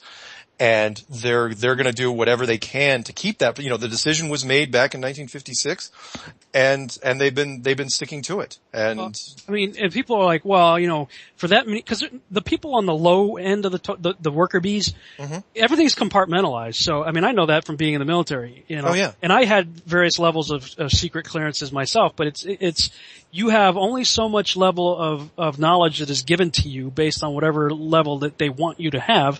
Yeah. And, some of the stuff that I did, look, I was a 23-year-old kid getting paid $265 a day plus per diem for a 4-hour workday to do what everybody they told me to do. Yeah. So I'm like, whatever, So, these other people who got a nice career as engineers or computer engineers or whatever. Oh, sure. Building this stuff. And where's this money? You got Donald Rumsfeld announcing $2.3 trillion, I think it was, missing from the Pentagon's coffers on September 10th, 2001, a day before that exact office got allegedly hit by a plane. Oh yeah. All the evidence goes up and, what do you know? Well, everybody forgot about the $2 trillion. What could you do with $2 trillion? A lot. Maintain a lie if you wanted to. Yeah, you could build a lot of underground bases or help finance a space program, or you could do just about anything you wanted. There's almost no limit to what you could do with that sort of money. All right, so let's address some of for the next half hour and 5 minutes, I guess. Some of the questions. I'll never get to all the questions. A lot of people are screaming at me right now going, asking a question. Shut up about that question. Oh, mad at me. I know it. But. All right. Throw them at me. What you got? Well, to me, this one is so obvious. But everybody uses it. In fact, it was my knee-jerk reaction too. What about the ship, going out to sea or coming up over the horizon? And, it seems to me that that's an optical illusion because when you get a telescope and you look at the same ship that you just saw go down the horizon and disappear from your eyes. There's a couple different ways you could look at that. And the first one I'd like to refer people to is the railroad track example. And that is when you're looking at a railroad track or a picture of a railroad track, staring down the tracks, eventually it just narrows and narrows and narrows until it gets to a point and it disappears. Yeah. The ship argument, and you can find some interesting videos on this on YouTube because it's inconclusive at the moment. But yeah, when a ship goes out to a certain point, you don't see it anymore. But if the curvature of the Earth is if there's a certain track to it, then even if you had a telescope, you still shouldn't be able to see the ship anymore. Right. Because it's gone beyond the line of sight. So a telescope shouldn't help you. But there are videos out there that are showing ships. It's like, okay, can't see the ship anymore, can't see the ship. But if you zoom in, the camera technology we've gotten has gotten a lot better in the last 5 years. I've done it myself. You zoom in with an HD camera and you can now see the ship again. And it's like, okay, depending on where that ship is and how far you think it is, you shouldn't be able to see it. So why do you see it? I don't really touch on it that much because my model has a slight curve in the center, but it's not nearly the globe curve. And there's so much argument about what the curve actually is. Is it 16 feet every 6 miles? Is it 9 feet every 6 miles? But it doesn't really matter. The point, most of what you were saying, optical illusion of some point, it doesn't do what we expect it to do.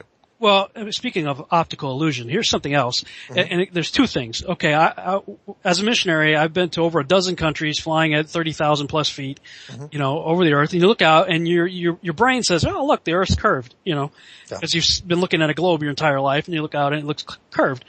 But if I really think about it, and I've shot footage of it, and I've looked at the footage that I've shot out the window because I've seen a lot of cool stuff, it's not really curved. And it's not curved. There's a a side-by-side video that I watched the other day. The Red Bull versus the other one. Yeah, that's unbelievable. Yep. And it's because of a fisheye lens. Yep. Yeah, the fisheye lens on the Red Bull camera, which of course that one made national news. No accident there. Yeah. You know, the saying which I love, you know, I believe in coincidences, I've just never seen one. And that is, you know, the Red Bull uses the fisheye lens, and the other weather balloon, which is, you know, your generic, you know, brown paper, you know, weather balloon, goes up to the same altitude, and their picture they're taking is flat, but the Red Bull is not flat. 360 flat. This thing's going round and round and round, 360, yep. Completely flat. But what the telltale sign, you know, first of all, the curve is outrageous at some points. You're like, man, the Earth is really small. Oh yeah. Fisheye lenses are completely exaggerated. Yeah. But when the guy jumps and he's got the camera attached, I guess, to his helmet or whatever, and he's somersaulted doing flips through the air, the Earth's going from convex to concave, convex, concave. Yeah. It's like, well, what's the curvature? Which way is it curving now? Yeah, exactly. Yeah. And that story had got a lot of press, but I'm glad that they did it because there's other people that are doing weather balloons. Apparently they're easier to come by nowadays. Yeah. And GoPros are so freaking cheap that the people are showing, yeah, it's absolutely flat. Now, granted, they're only going up, 120,000 feet or so, maybe 130,000 feet, which isn't that high. But that's how high Red Bull went. They went to, 127, I think. Well, I mean, regardless, it's not super high, but it's high enough that you should be able to see something. Absolutely. Well, it's a lot higher than a commercial airline. Oh yeah. Commercial airliners cap out at, you know, they used to be able to fly around 50,000 feet, but now they've got them in the 30s for some reason. There's some weird thing that happens at 50,000 feet, but. Oh. Yeah. Anyway, what other questions you got? Oh boy, we got like a minute before the break. Oh, well, okay, you got a quick one? Maybe? Well, just when we come back, the, Bedford level experiment. Oh yeah, well, I can answer that in 2 seconds. That's actually that's like the train track argument, only it's on water. There was a canal out in England, I believe, and they were trying to do, and that's where they got the 16 feet every 6 miles, because the canal was straight for a long distance. And he said, you know, when they did it, of course, you know, this was before cameras and all that stuff, that when the boat went down the canal, you know, and he had the thing at water level, you know, the telescope device at water level, nothing changed. Yeah. So he said, there's no way I should have been able to see that boat at 6 miles. And he did. Yeah. So, again, it's not the most conclusive thing in the world, but it's still a great starting point. Yeah. And it's the basis for why we have people going out with HD cameras on the shorelines. All right. Come back to the break and address some more stuff. Okay.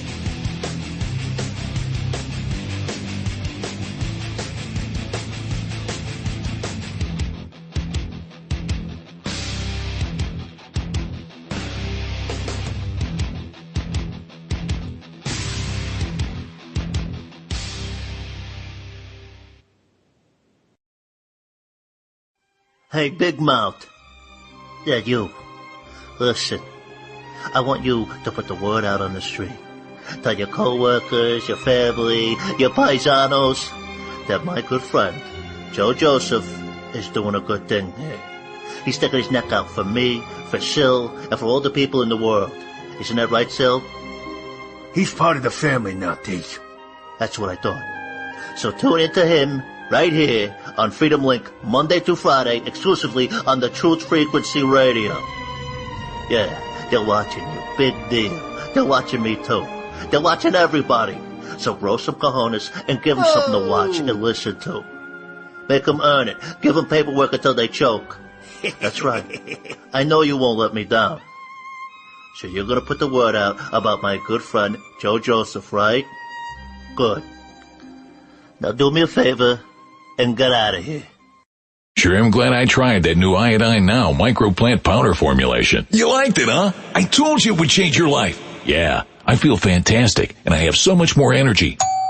Hi, I have your Iodine Now delivery. Oh yes, my second order arrived. Thank you so much. Hey buddy, why don't you ask this lady out for a date?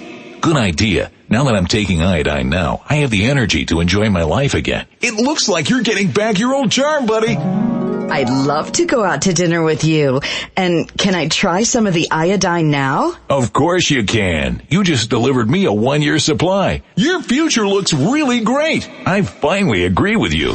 Iodine Now, part of the Micro Plant Powder family. Micro Plant Powder is available in 15 different formulations. Call 888-910-4367 or visit the website to find the one that's right for you. And listen to our new audio descriptions for every product only at hipusa.org. We all know the importance of having storable foods, but what about when the food runs out? What then?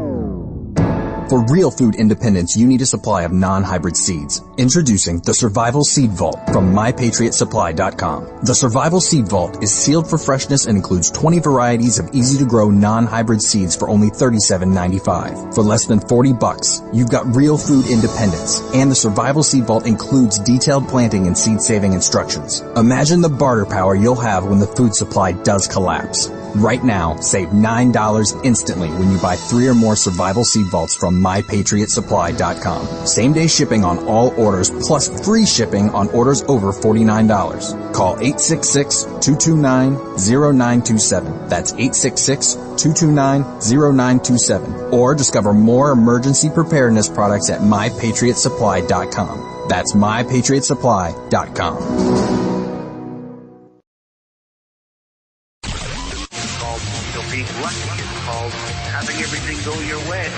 Listen to Riccio Saturdays and Sundays on Truth Frequency Radio.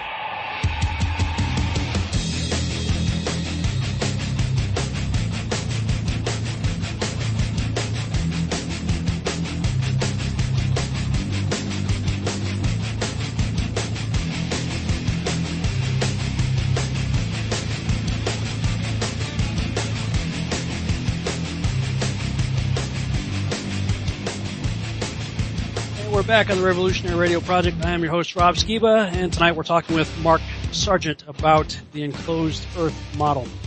Okay, let's just get right into some of these questions. Now, as a kid, I was, like I said, I wanted to be an astronaut. I had first I had a 150 power telescope, then I had a 300 power telescope, and my eyes were glued to those things night and day. I had plates and filters that would let me look at the sun, and I studied the moon every night practically that I had the opportunity to do so. I've seen the moons around Jupiter. I've seen a lot with my own eye. I'm thoroughly convinced they're three-dimensional objects. What's your take on them? I mean, they might be three-dimensional objects, but they're not millions of miles away. They may be very, very close. Do I think they're part of an illusion? Yeah, I do. The only three-dimensional objects I truly believe in that have some mass and solidity to them would be the sun and the moon. Where do the craters on the moon come from? That's an excellent question. I do not. I think they were part of the, either they were put there from a previous civilization or, they were just part of the design of the moon itself. There's a wonderful, Crow 777, some of his YouTube stuff, he was one of the first to say, I listened to an interview that he did recently where he says, look, I've been watching the moon for years. I've never seen anything hit it ever. And granted, it hasn't been that long a time, but, if it was cratered, it was cratered long before us. Okay. Somebody just messaged me, ask this. Okay. He mentions pilots today would not know about the conspiracy because GPS does all their navigation for them. The Navy is not that way. Every ship captain and thousands of lower ship officers would have to be in on the conspiracy as well. Putting a plane on cruise control and letting the computer take off and land while you sip a coffee in a cockpit is a whole lot different than sailing an ocean where supposedly Australia is on the other side of the disk as South America. Yeah. I graduated the Cleveland Junior Naval Academy for high school before I joined the Army, and ocean navigation is huge with naval forces. Okay. Are these planes actually taking flights from South America to Australia? Is the military taking those long routes? No one's ever even suggested that. There was somebody who is from South Africa. I have a pretty decent listening audience in South Africa, and I've been there myself. They say there is a nonstop flight from Johannesburg to Sydney Oh yeah. It's just like 6,800 miles or something like that. Yep. Now in the flat kind of disc model, it seems like it'd be a lot longer than that. How are they making it without stops? Without stops. Well, okay, there's two things you got to look at. One, there probably is stops. There's a wonderful video, and I can't remember who made it, but on YouTube, called Plane Routes Exposed. It's only been out, I think, a couple weeks. Basically what it shows is even those nonstop flights are stopping for refueling. They're making unscheduled stops for no apparent, it's not on the ticket, and they're not picking up passengers, they're just stopping for refueling. And apparently when you do that, you can get away with putting nonstop on the ticket, which is really, really strange. And the only reason we found out about this was social media, because there were people saying, oh yeah, there's supposed to be a nonstop, but, people were putting on their Facebook page and Twitter, that they were stopping at certain places. So look at that first. The other thing is the routes. And that is, fine. You have nonstops in the Southern Hemisphere? Fine. Show me the routes on real-time tracking. Show me how they got there. Because most of the real-time trackers absolutely wipe the planes off the map. And they will fix this eventually with software. They absolutely are going to fix this sooner or later, but right now they haven't. And that is, once those planes, if they're below the equator, once they get offshore, 150, 200 miles, they disappear. They are pulled from the GPS system entirely. Not only are they pulled from the real-time tracker, but the plane logs themselves change from whatever location to approximate or estimated, and then you do not know where that plane is until it's about an hour away from landing. And then it just mysteriously appears back on the screen, and then the plane lands. And for most people, including the pilots, they don't care. It's like, look, we got here, we don't care. And the thought that, especially for pilots, and I don't care if it's a Navy pilot or commercial pilot, when it comes to the long routes, the last thing on their mind is that the map is wrong. No one's ever going to think that. They're going to think something else. They're going to think they got screwed up. Think they dozed off or vegged out or something. They're never going to, and even if they thought the map was wrong, who are they going to tell? So this guy's saying you dodged the question. I'm talking about naval ships, not airplanes. Oh, naval ships? Oh, you mean just how naval ships are getting on the long haul? Yeah. Okay, there's a reason why ships are kind of tricky, because some people said, you gotta track ships. And I did try to track some of the stuff that wasn't naval, but some of the commercial ships that were going out there. The problem with ships is, one, they're excruciatingly slow. Even naval ships are slow. I mean, the commercial ships, yeah, they're traveling, 16, 18 knots. I know some of the destroyers and some of the naval ships can travel a little faster. But the problem with ships is they do something that planes don't. And that is, they just stop or slow down for no apparent reason other than maybe there's a port issue or they're doing some maintenance, something that planes cannot do. And when that happens, it screws up the whole thing. The naval voyages are so long anyway and they also have to rely on GPS. So if his question is, would the whole entire Navy have to be in it? No, of course they wouldn't. Probably nobody on the ship would know where they were exactly in the map, because remember, the GPS system is telling them what the GPS wants them to see. It's not that the Navy guys are in on it by any stretch, but the GPS system, which is a Department of Defense system built by the United States military in 1995, was designed specifically to help cover this thing up, because it eliminates long distance travel routes. It fuzzes the math with the map so that it can show you what it wants to show you. Hopefully it sort of answers his question. Well, I mean, when I look at the circle, what's the azimuthal map. Yeah, the azimuthal map. Yeah. I mean, it does look like it's a pretty huge, distance. Oh yeah. If you're going kind of in a outer disk straight. Oh yeah, you can't take the outer disk. You've got to take shortcuts. But the GPS isn't going to show you those shortcuts. It's gonna take you closer to where it's not going to take you around the entire outer edge. It's going to take you more on the closer inner track if it can. Just because, the outer edge is stretched so much on that outer ring that, it'd be really, really tough to do, which is why planes don't do it. And ships, to a lesser degree, don't do it either. And I know he's probably saying, well, the Navy doesn't have to be in on it, because they're still running off the computer system. Yep. Only the GPS guys have to be in on it. Well, even then, you don't have to, quote, be in on it. I mean, you're just being trained on equipment and trusting what it says. Yeah, and some of those sea voyages are so long, they don't care. They don't know, some of those sea voyages last weeks, compared to ours.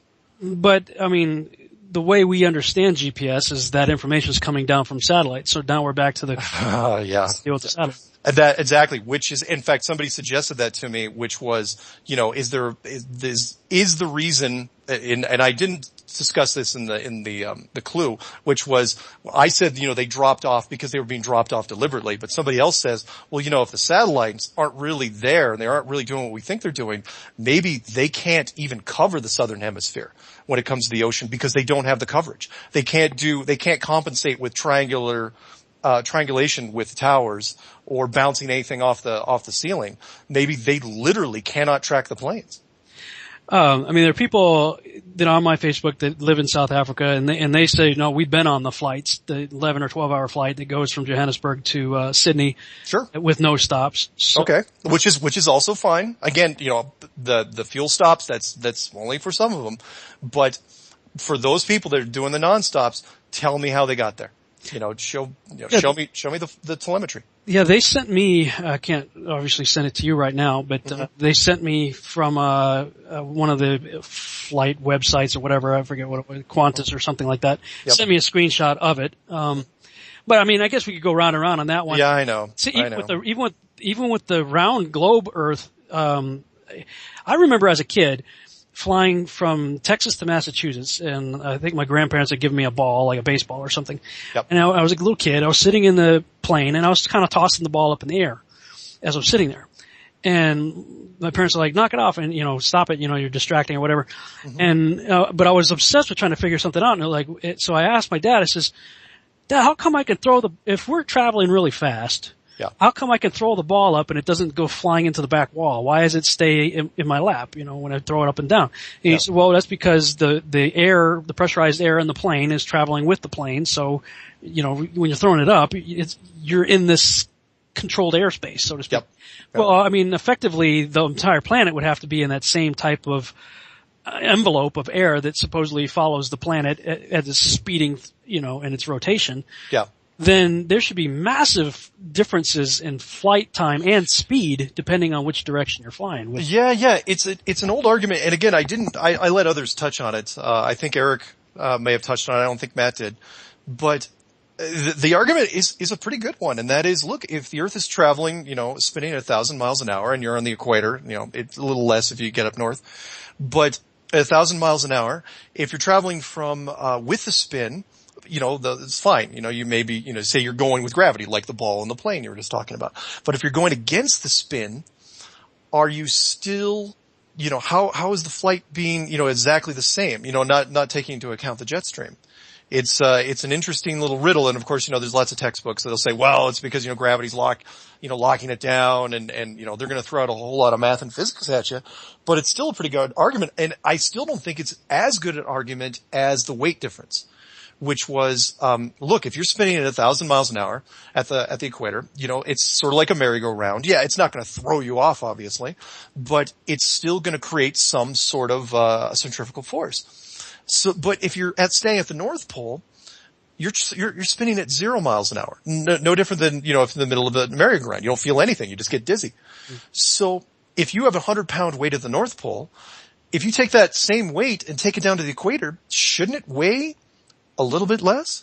A pound and a half, a couple ounces. Either way, it should be measurable and it should be consistent. But nobody does this test. And I think that's way more interesting to me anyway than the plane velocity test and easier to prove. Okay. What about eclipses? How does that work? And is the sun and moon, and this is interesting too, because I quoted the book of Enoch earlier. If you read the sections of the book of Enoch that talk about the movements of the sun and moon, it tells you they're the same size. Several times actually it tells you the same size. Now we could say from the observer's, perspective here on Earth, sure, okay. Obviously the moon covers the sun completely, so, from the Earth they must be the same size. Yeah. But, from the standard model we're all taught in school, the sun is, incredibly huge. The moon is smaller than the Earth. in the enclosed model, what does that look like, and how does eclipses work? It's very interesting because, the sun is incredibly huge and 92 million miles away, and the moon is not very big, and it's 237,000 miles away. And yet, from a design point, coincidentally, the moon fits right over the sun as far as a solar eclipse goes perfectly. Which is, again, one of those weird coincidences, no different than why we only see exactly one side of the moon. That you'd think there'd be some sort of little rotation variance and we would see the other side of the moon eventually. Maybe not, in a month, but 6 months, definitely. You'd see some sort of rotation change, even if it was a degree every week. That one's always tripped me up and I still don't understand it. There's nothing to understand. The moon is an utter fabrication. But in an enclosed system, the moon and the sun, at least for me, and I know, again, the flat earthers are going to argue because, some say, well, the moon is, a 2D projection. You can see through it. For me, the moon is a three-dimensional object that's being projected upon, or it has its own projection system inside it. So yes, it absolutely can travel in front of the sun and it can create a solar eclipse. But when it comes to the lunar eclipse, because the Earth isn't where you think it is, the lunar eclipse has to be fabricated from a projection standpoint. It has to be, the blood moon has to be created on the moon's surface itself. And again, I refer to, if people want to look out there, because he's got the best videos, and I'm waiting, you pure flat earthers, if anyone's got better video footage, I want to see it. The best guy that's got footage out there is not a flat earther. It's called Crow 777, CRROW 777. Look at his moon footage. That's all he does is take high def, really great videos of the moon, and he shows some really, really bizarre stuff. Yeah, you ought to take a look at it. Yeah, I have not looked at it yet. I've heard you guys refer to it on the Canary Cry radio. Oh yeah, it's amazing. So the lunar wave stuff is mind-boggling. I mean, to see that there's a resolution issue with the moon, you're looking at it from a technology standpoint, you're going, what am I looking at exactly? Okay, now going back to some of the biblical issues. Yeah. I have, in some of my presentations, when I talk about what I call the synchronized biblically endorsed extra biblical texts of Enoch, Joshua, and Jubilees. These are books not in our Bible, but referred to by name and quoted in our Bible. Wait, what was that second one? Joshua. Yeah. I was about to say you didn't mention the last verse in chapter 3, but we'll get to that in a while. So go ahead. Well, Enoch, Joshua, and Jubilees, they do sync up to what's in the canonized text in Genesis, but they fill in a lot of blanks and tell you stuff that the other books don't cover. Yeah. And the book of Joshua, we see this strange story where Joshua commanded the sun to stand still. Yep. That's a great story. It is a fantastic story, and the way it's written, it says, is it not written in the book of Joshua that Joshua commanded the sun to stand still? So really, the canonized text is referring to this other text, saying, well, that text, everybody believes that one, so here's the story. And I've made reference to this in a number of my presentations. I travel around public speaking and stuff, talking about and I always say, if my understanding of the cosmos is correct, then for the sun to stand still in the sky, that effectively means the Earth stopped rotating. Yeah. And I say that all the time, but yet if the Earth stopped rotating, it seems to me we'd have some major problems of people either flying off the Earth or big ocean issues. Oh yeah, earthquakes. I mean, and there's the other issue, it's Hezekiah, I believe, makes the sun go backwards. Yeah. So, I mean, for the Earth to stop and switch rotation, things get really jacked up. If we claim to believe the Bible, and we claim to believe what the scientists who believe they came from monkeys tell us, then it gets really confusing and kind of messed up in a pretty seriously jacked up, unbelievable story. However, if you come from your perspective, and again, I'm sitting on your side of the chessboard right now looking at this going, wow, that's real easy if the Earth is stationary. Yeah, that was one of the first things I thought of was the Joshua story. What was it? Killing the entire army with a jawbone of an ass or something like that. Where he asked, he wanted the sun to stay in the sky so he could keep fighting. And from an enclosed world standpoint, that becomes so unbelievably easy because really you just hit a pause button because you could have the sun stay in the sky for as long as you wanted. Wouldn't change anything. And it wouldn't affect the Earth. If the sun and moon are the ones that are moving and the Earth is stationary, then you wouldn't have the earthquakes, the loss of gravity, or the seas or any of that. But if it's just part of the upper system, if it's just part of the upper light show, you hit pause, nothing happens on the ground. But if it's a globe in a full-blown solar system, you hit pause, Oh, the things that would happen. I mean, the oceans would, careen over all these continents and there'd be huge earthquakes. It would be awful. But yeah, the enclosed system works beautifully. Yeah, and I can see it now because, it's the Christians that the scientists always look at and say, you're a bunch of knuckle-dragging lowbrows. You used to think the earth was flat. Yeah. You guys are, yeah, there you go. Yeah. When you say flat earth or enclosed, you're an idiot. Mm-hmm. So, but yet Christians pride themselves in saying, well, they believe the Bible. Well, okay, then I read a bunch of scriptures at the top of the show, talking about the earth is fixed. And I'm saying this to myself because I'm still a hollow expanding earth guy, globe guy. So I've got myself in a bit of a quandary here. Mm-hmm. The gerbil on the wheel of my head's running so fast that smoke's coming out of my ear. But, but then you have we, as Christians, we believe in the return of Christ and that every eye is going to see him. Well, how does that work on a globe? Yeah, but in an enclosed system, I brought that up to my mother, cause, she was, even though she's a devout Christian, she believes whatever, the modern version from the church. And I said that to her. I said, look, I go, if he's supposed to come back and everyone in the world sees him at the same time, how does that happen on a globe? It doesn't. But in an enclosed system, again, very, very easy to do. And it makes way more sense.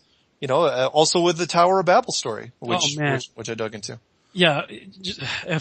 For the sake of the listeners out there who may not have seen it, which clue is that? That was the story on that. That was clue 8, creative force. Oh, man. We don't have time to go in. We got 7 minutes left. That one was fantastic because. Well, thank you. I do a lot of research, on the character of Nimrod and Tower of Babel and things like that. And when I listened to your parable, because kind of what you did there was a little terrible. Yep. For those of us who know the story, it was very, very obvious. Oh, he's talking about Tower of Babel. Yeah. Brilliant and very, very well articulated. So, but then you have other things, apocalyptic scriptures talk about the sky receding like a scroll. Mm-hmm. Which again, if we're looking at basically a stadium superdome, like the Dallas football stadium, I mean, it just opens up. But how does that work in a globe? Or a globe or a universe that, Stephen Hawking would have us believe? Exactly. And it's rolled up, in scripture the same way that it's laid out in scripture. Like it's laid out like a canopy and it's rolled up like a scroll. Yeah. Like they're pretty consistent, all the way across the board, in my opinion.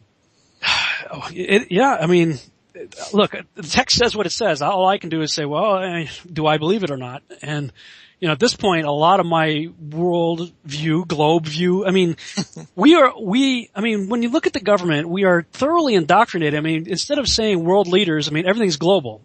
Yeah. The global summit or, global warming or, global this, global that, everything's global. Like they're always getting they're constantly reinforcing globe. Yep. Everywhere you go, so everything you see now, your perspective is a globe. So, I'm still on that page. I'm an expanding Earth. That's okay. I'm holding on with my fingernails right now. But I have to say, man, you are making me think.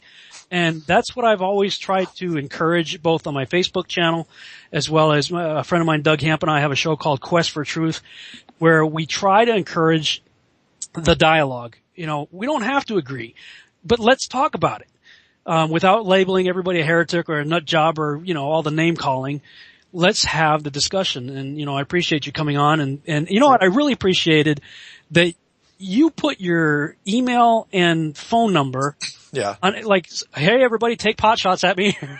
Here I am. It was mostly just to, not just to get a dialogue going, but to say, look, I'm not gonna hide. This is, I'm trying to avoid, it's like, look, I'm about as legit as you can get. If there's something else I can do to be more legit, please tell me. But, in fact, shill, I heard you're a shill. I'm supposedly a shill now. But that's, again, it's strictly just an internal argument between the true flat earthers and me, who's more of an enclosed world guy. And I totally understand their point. I'm not gonna fight with them, which is, shill is supposed to discredit people, and I'm not gonna discredit them. It's like, look, they're part of the reason I'm doing what I'm doing. And if they think I'm ruining their movement, fine. They can think that. I'm never gonna say a discouraging word. Well, I mean, there are people who are saying the same thing about me right now because I talk about all kinds of different subjects, and the people rally behind you if they agree with you, you know. And when I started posting on Facebook stuff about flat or enclosed Earth, they're like, "No, talk about that. We use you as a reference for this other stuff, and now they're all going to say you're crazy, and then we're crazy, and everybody's crazy." Yeah, and that goes to show you how big it is. It's the only conspiracy that even conspiracy guys get ostracized for.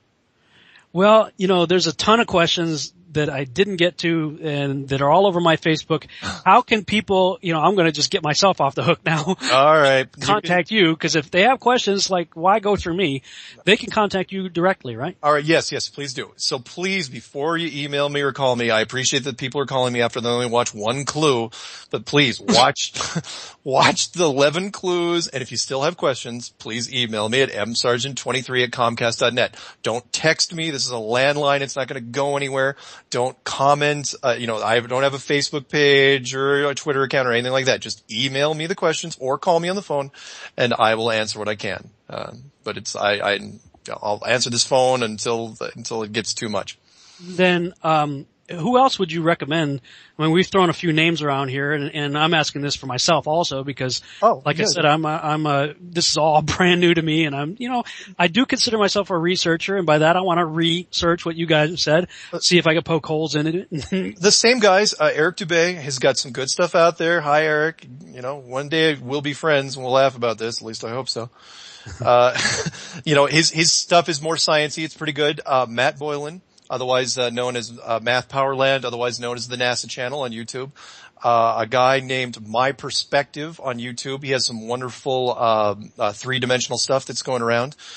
You know, still, if you want to see some really, really interesting stuff about the moon, I recommend Crow 777, CRROW 777. And really, other than that, you just look up Flat Earth on YouTube and do a search for this year, and you'll be amazed at the amount of stuff that's come out. Well, and that's crazy. I mean, this has never been discussed, at least that I'm aware of in any kind of serious sense by anybody. But now you got Obama and stuff. And this is what kind of gets me, because you have George Bush saying, let us never tolerate outrageous conspiracy theories regarding the events of 9/11. In other words, shut up, don't even bother looking into it. Yeah. And now all of a sudden you got Obama basically saying the same thing about flat Earth. It's like, really? Why would you even give it that much credibility?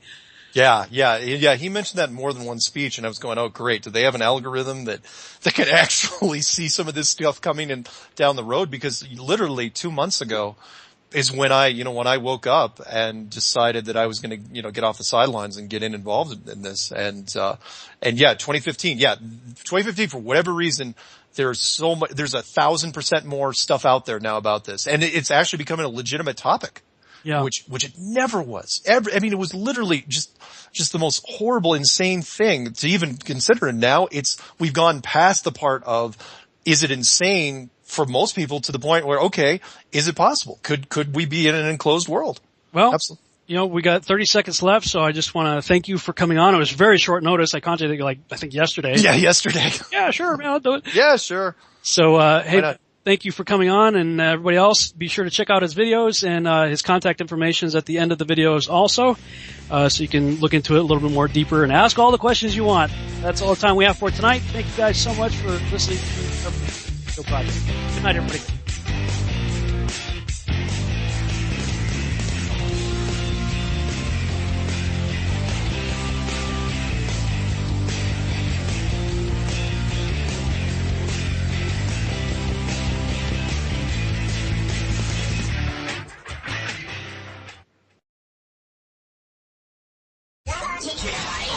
Truth Frequency Radio is your #1 source for news and information without the hate, hype, and fear. We are proud to bring you cutting-edge programs like The Kev Baker Show, The Christopher Everard Show, The Freedom Link with Joe Joseph, Truth Frequency with Chris and Sherry Gio, Red Pill Reports with J.D. Moore, X Squared with Brooks Agnew, Down the Rabbit Hole with Popeye, Freaky Friday with The Woo Crew, Waking Up the Masses with Robert Bruce, Phoenix Rising Radio, and dozens more. Did you know you can listen from any computer, mobile device, or from any telephone by dialing 832-225-5308. Or call into your favorite show toll-free at 866-37-TRUTH. Uncensored talk and news you won't hear in the mainstream media. 24 hours a day. Truth Frequency Radio. Wherever you are, make it TFR. Truth Frequency Radio.